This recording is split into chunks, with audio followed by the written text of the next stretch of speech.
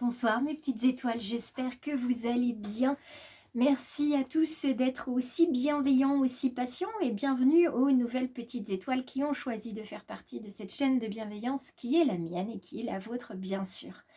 Alors, qu'est-ce qui explique cette absence? Eh bien, les uns les autres, vous savez à demi-mot.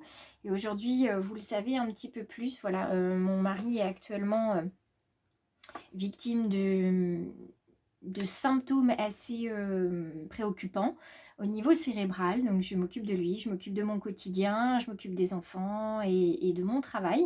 Voilà, j'essaye d'être un petit peu sur tous les fronts et voilà, ça fait que je vous délaisse, mais je sais que vous me comprenez, que voilà, vous êtes bienveillants et vous êtes à mon écoute. Alors ce soir, il est 22h05. Je me connecte avec vous parce que je ne suis pas la seule à être dans ce cas-là. Le rhume des foins, les allergies aux acariens, les allergies aux poils d'animaux, etc., etc. Mais surtout au pollen en ce moment avec les graminées qui sont très présents, la chaleur qui est là et le vent qui nous les amène. J'avais envie de vous en parler ce soir en préambule de la guidance. Il faut savoir que lorsque nous sommes allergiques, quand c'est une relation comme ça avec des agents qui sont allergènes mais qui habituellement sont tout à fait normaux, hein, ordinaires, les plantes, les animaux, voilà. Il n'y a pas de raison, ce ne sont pas des agresseurs, et bien ils deviennent pour nous des agressés, hein. Je dis nous parce que je m'inclus évidemment. Pollen et acariens sont des allergies que je connais bien. Donc je me bats contre les allergies acariennes évidemment tout le temps, hein, toute l'année. Et spécifiquement, j'ai remarqué que arrivé au printemps, effectivement, il y a comme une mue, comme une transformation avec justement cette réaction qui peut être plus ou moins forte. Il faut savoir que les réactions allergènes, en fait, c'est la réaction que notre corps a face à l'extérieur. C'est-à-dire qu'on a une difficulté à un moment donné de notre vie, quand on a une allergie comme ça, avec l'extérieur, c'est qu'on a une difficulté à gérer en fait notre relationnel par rapport aux autres. On est beaucoup trop sur la défensive, on est même à fleur de peau. C'est pour ça qu'on est aussi très sensible à ce niveau-là, au niveau des yeux, au niveau du nez. On a du mal à sentir les choses telles qu'elles sont, on a du mal à les voir. On a quelquefois les yeux qui sont gonflés, on a les yeux qui piquent, qui brûlent, on a les yeux floutés parce que voilà, on pleure, hein. On essaye par tous les moyens en fait de repousser ce qui se passe à l'extérieur, de s'en protéger en fait. Il y a même une légende qui dit que les personnes voilà, qui sont en capacité de se battre contre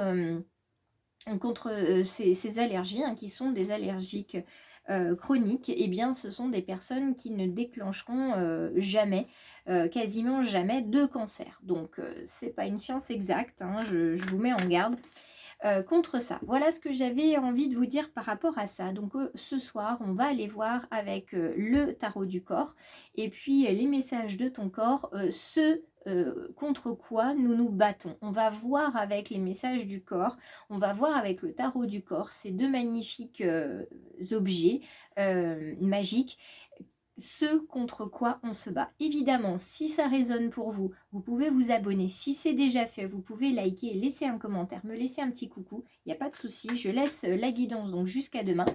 Et j'espère avoir l'occasion de continuer les guidances cette fois-ci le matin dans les jours à venir. Alors on va se retrouver tout de suite sur le tapis de guidance. Et puis n'hésitez pas à me contacter si besoin via Facebook, Instagram et puis aussi par mail. Donc, comme je vous le disais, on cherche à se défendre à tout prix. Mais de quoi?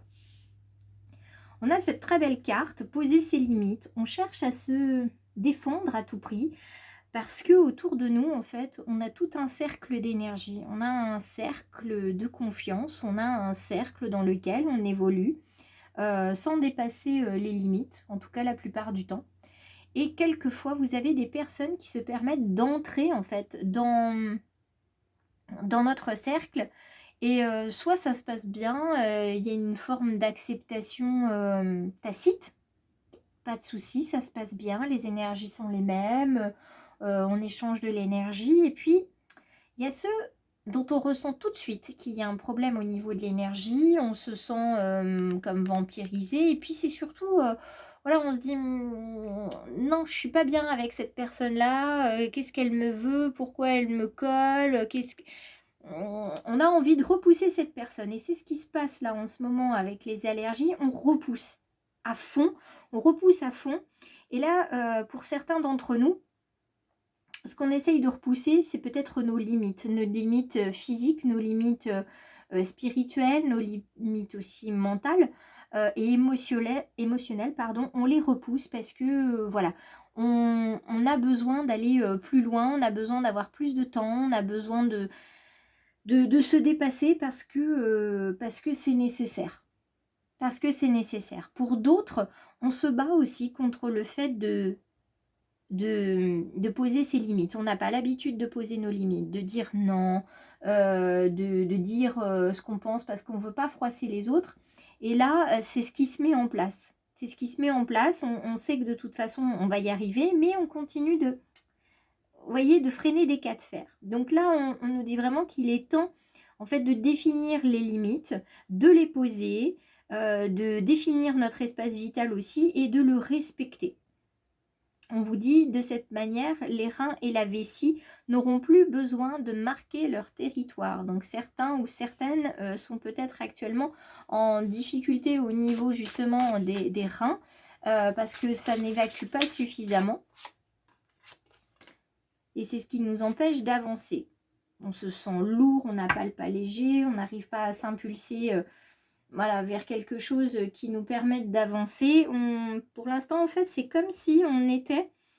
on se sentait entouré par des ennemis invisibles et on a vraiment besoin de se faire une bulle de protection, voilà, de protéger d'abord tout le tour avant de se dire c'est bon, une fois que j'ai protégé tout le tour et que je sais d'où peut venir le danger, je vais pouvoir avancer.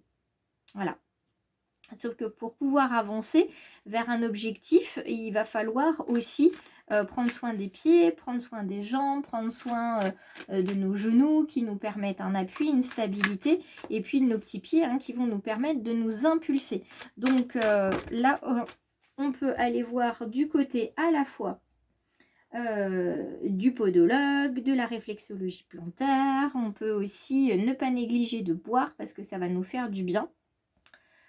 Et aussi de se dire que si on ne réussit pas tout, c'est pas grave, on y va un pas après l'autre.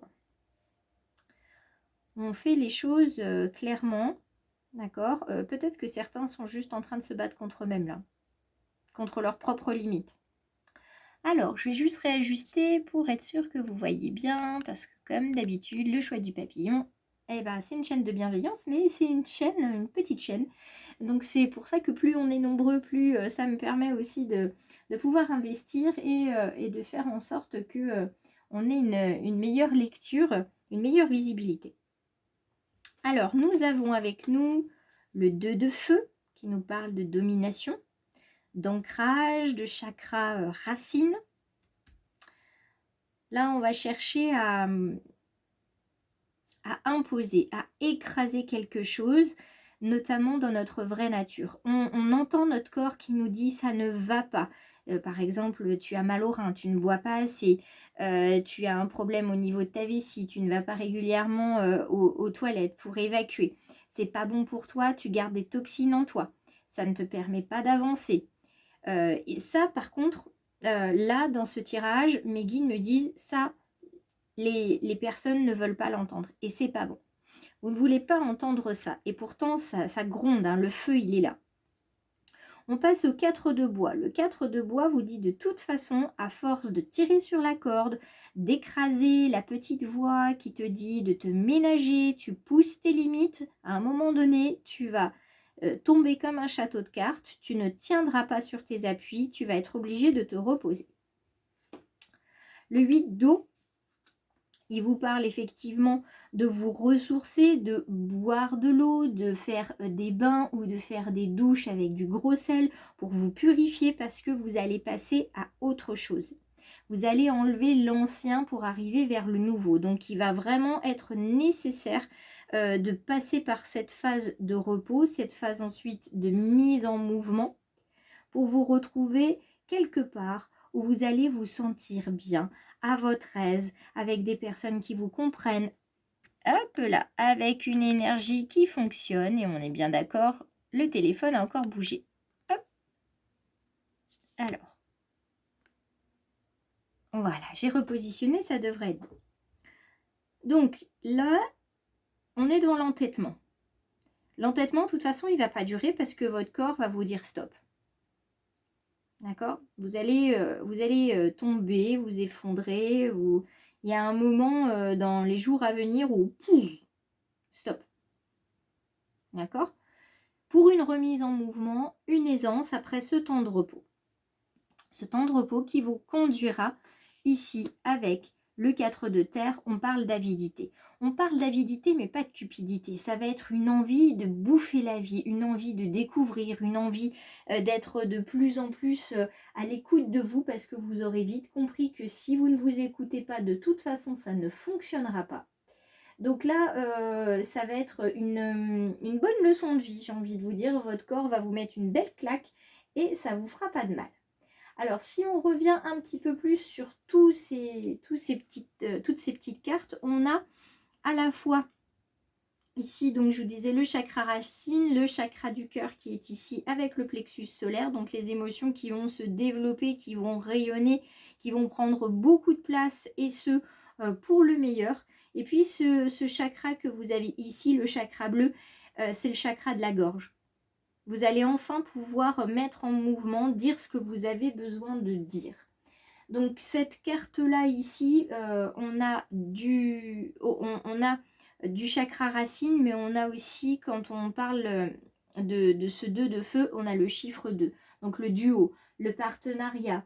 Là, on n'est pas forcément avec des relations romantiques. Il va y avoir une relation dominant-dominée dans le sens où votre mental va tenter de vous faire croire que vous pouvez tenir, pousser vos limites au niveau du corps, alors que votre cœur et votre émotionnel vous dit c'est une erreur, ne va pas jusque-là. Tu le dis, tu n'arrêtes pas de répéter que tu es épuisé, que tu n'en peux plus, que tu en as marre, que tu en as plein la tête, que tu en as ras-le-bol.